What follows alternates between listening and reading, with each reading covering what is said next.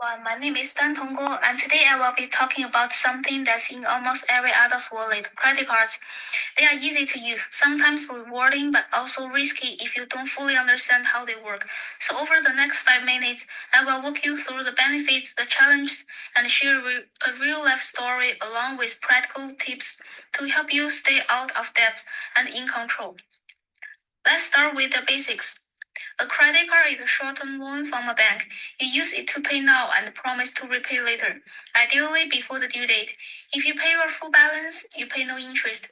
But if you don't, most credit cards charge more than 20% interest per year. That's not just a number, it's a reality.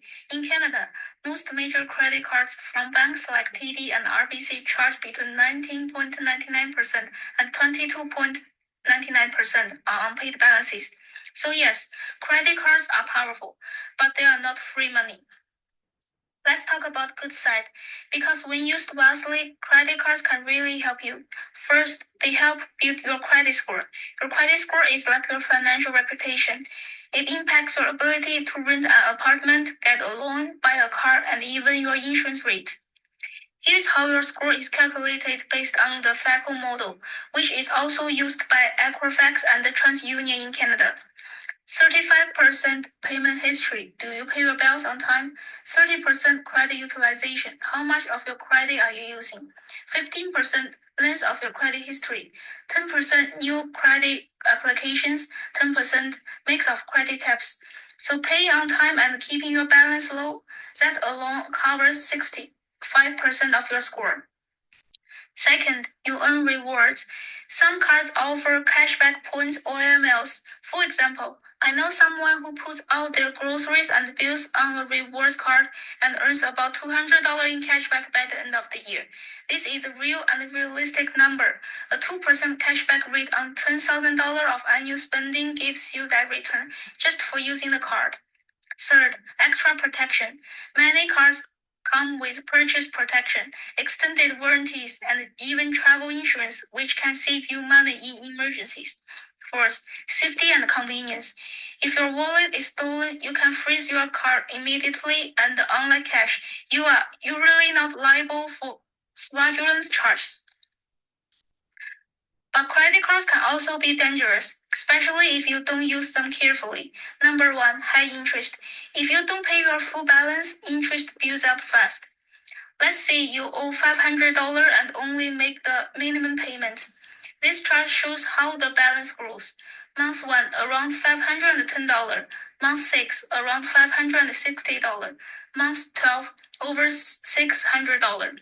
This is based on a 20% interest rate, which is very common. The data is from Scotiabank's repayment calculator, and it shows how a small unpaid amount can cost you over $100 in interest in just 1 year, without adding any new charges. Number 2, easy to overspend.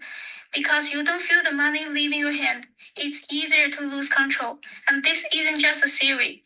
It's been proven. A study from MIT found that people spend 12% to 18% more using credit cards than cash. That's because it delays the feeling of lose, something called payment decoupling.